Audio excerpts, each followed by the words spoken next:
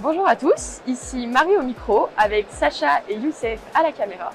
Aujourd'hui, on se retrouve avec monsieur Benjamin Blenk de l'entreprise NoShow et nous allons parler de santé connectée et d'innovation technologique.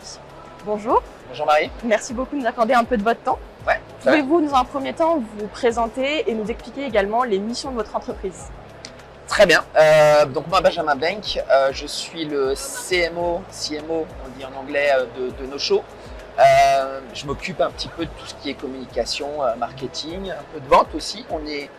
NoShow, c'est 3 associés déjà, c'est la rencontre de 3 personnes, donc Thomas, Jean-Baptiste et moi-même. Nous sommes marseillais, start-up basée à Marseille. Et NoShow, c'est quoi? C'est la volonté de capitaliser sur tout ce qui se passe dans l'IA aujourd'hui au service du médical et de capitaliser sur notre savoir-faire, puisqu'on a JB qui est un tech qui est assez reconnu et qui développe le produit, et surtout Thomas, notre CEO, Thomas Guillaumin, qui nous vient tout droit de Californie et qui a monté plusieurs startups dans la Silicon Valley et qui a vraiment une connexion avec tout ce qui se passe en ce moment dans l'IA. NoShow, c'est quoi? C'est lutter contre la perte du temps médical. Ce qu'on appelle dans la profession les rendez-vous non honorés, c'est-à-dire des gens qui prennent rendez-vous sur des plateformes assez facilement, comme Doctolib pour ne pas le citer, mais il existe d'autres plateformes, et qui le jour J ne se présentent pas et ne préviennent pas qu'ils seront absents. Donc c'est des créneaux de perdus, c'est du financier de perdu pour l'établissement, et ça désorganise les équipes. Et en fait, NoShow est né de discussions avec des amis médecins qui nous disaient que c'était un vrai problème au quotidien, et on a réfléchi à comment mettre à profit l'IA et les nouvelles technologies pour essayer de lutter contre ce phénomène. Ok, très bien. Et donc, quels besoins terrain avez-vous identifié, que ce soit au niveau des professionnels de santé, mais également au niveau des patients? Au niveau des patients. Besoin terrain pour les professionnels de santé, je pense aux équipes, c'est-à-dire on agit pas mal sur le secrétariat, hein, donc elles sont un no-show qui arrive dans la journée, par exemple à 10h30 du matin, ça va désorganiser. Le praticien ne va pas être content puisqu'il va avoir une demi-heure, 1 heure de perdu. Les assistantes vont être frustrées parce que le patient n'a pas prévenu, et puis ça a un effet domino sur les autres consultations de la journée. Là où le problème est vraiment existant, que ce soit dans les hôpitaux, dans les cabinets ou dans les cliniques même, les assistantes sont mises à contribution, elles doivent appeler la veille ou l'avant-veille tous les patients pour confirmer qu'ils vont bien venir à leur rendez-vous. Et ça, NoShow l'automatise de manière très méticuleuse et coordonnée. On appelle, donc NoShow c'est un agent IA, faut le dire aussi, c'est de l'agent IA et de l'intelligence artificielle. Et l'agent IA va appeler tous les patients 2 jours avant leur rendez-vous par exemple, donc ça c'est le praticien qui décide quand est-ce qu'on appelle, pour confirmer de manière proactive avec eux qu'ils vont bien être présents à leur créneau. Donc s'ils nous disent oui, c'est une confirmation, donc quelque part on leur rappelle le rendez-vous et on les réimplique dans le processus. Et si ils disent bah non, finalement je ne vais pas venir, on détecte l'annulation de manière précoce, on évite le no-show, le lapin, le rendez-vous non honoré, et ce travail-là on le fait à la place des assistantes. Parce qu'à moi elles le faisaient manuellement, elles passaient des heures à appeler les patients elles-mêmes, elles n'ont plus à s'en occuper, on le fait pour elles et on leur délivre des rapports qui leur permettent de piloter l'agenda plutôt que de le subir. Donc la vraie plus-value, elle est là. Pour le praticien, effectivement, lui, il est content puisque voilà, ses patients viennent, ont un engagement. Au passage, on leur passe des indications pré- et post-op, ou pré- ou post-consultation. Donc il a des patients qui viennent avec les bons papiers, les bons documents. Ça l'évite aussi, ça lui permet plus de fluidité. Et pour le patient, encore une fois, voilà, il est mieux informé dans son parcours de soins du début à la fin. Ok, très bien. Et donc, on va parler un peu plus de votre start-up à présent. Ouais. Donc aujourd'hui, quels sont les principaux défis pour une start-up qui souhaite innover dans le secteur de la santé? Les principaux défis d'une start-up qui souhaite innover dans le domaine de la santé. Je pense que le principal défi, c'est d'être bien accompagné. Déjà d'avoir une vraie solution à un problème dans la santé. C'est la base, c'est-à-dire d'avoir une vraie plus-value à apporter dans le système de santé actuel. Il y a pas mal de choses à faire. L'IA est en train de révolutionner et de changer le paradigme. Et je pense va apporter beaucoup de solutions aux établissements de santé. NoShow veut faire partie de cette vague-là. Ce que je pense aussi, c'est être très bien accompagné, avoir ce qu'on appelle les KOL, les Key Opinion Leaders, ce qu'on appelle. Donc des gens qui sont écoutés par les professionnels.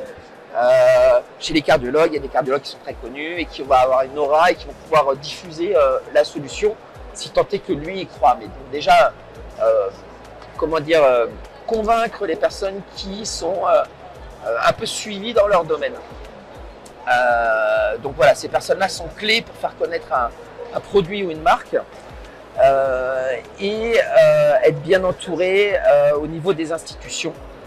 Je pense aussi avoir des organismes qui donnent de la visibilité, qui parlent de nous et qui permettent de faire en sorte que les gens viennent à nous parce qu'ils ont compris qu'on a une vraie solution à apporter.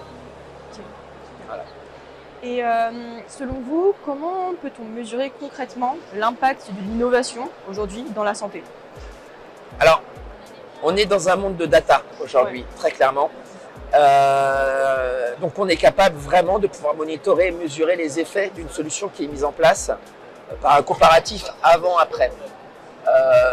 Nous, sur les agendas de nos praticiens, je parle des no-shows, ils les enregistrent quand ça arrive. Donc, on est capable de voir quel était leur taux de rendez-vous non honoré, leur taux de no-show avant notre solution et leur taux de no-show une fois notre solution mise en place. Pour faire un petit peu de publicité pour nous, dans certains hôpitaux, comme l'hôpital européen à Marseille, on a divisé par 2 notre intelligence artificielle, nos algorithmes et nos agents IA arrivent à diviser par 2 les lapins, dans notamment le service imagerie de l'hôpital européen à Marseille. Et ça, on peut le voir puisque on a accès aux agendas, les rendez-vous honorés, les rendez-vous non honorés, les patients qui préviennent qui ne vont pas venir, ceux qui ne le font pas. Tout ça permet d'affiner le système et de pouvoir voir quel est l'impact. Je pense que c'est vraiment la data. C'est un peu le nerf de la guerre. D'ailleurs, j'en profite en parlant de la data puisque chez No-Show, on est sur 2 autres thématiques que les rendez-vous non honorés. C'est la prédictabilité qu'une personne va venir ou pas par la data, par l'ancienneté de ses parcours dans l'établissement où elle est allée, la data météo, la data trafic, la data est-ce que c'est un week-end prolongé ou pas, est-ce que c'est des fêtes religieuses ou pas, qui vont permettre un petit peu de pouvoir prédire l'avenir, en tout cas pour les praticiens, de prévenir si un jour de pluie, il y aura plus de no-show, moins de no-show, et quels sont les créneaux à risque ou pas. Et en ça, plus on acquiert de data, plus on acquiert de connaissances et de force de frappe. Voilà. Très bien. Donc vous avez commencé un peu déjà à en parler, mais donc selon vous, quelle place occupent aujourd'hui donc les données de l'IA et également la santé connectée donc dans votre vision de la médecine de demain? Elle est centrale, cette data, elle est centrale parce qu'aujourd'hui, elle permet vraiment de pouvoir affiner, de pouvoir faire des analyses très très poussées et très concrètes.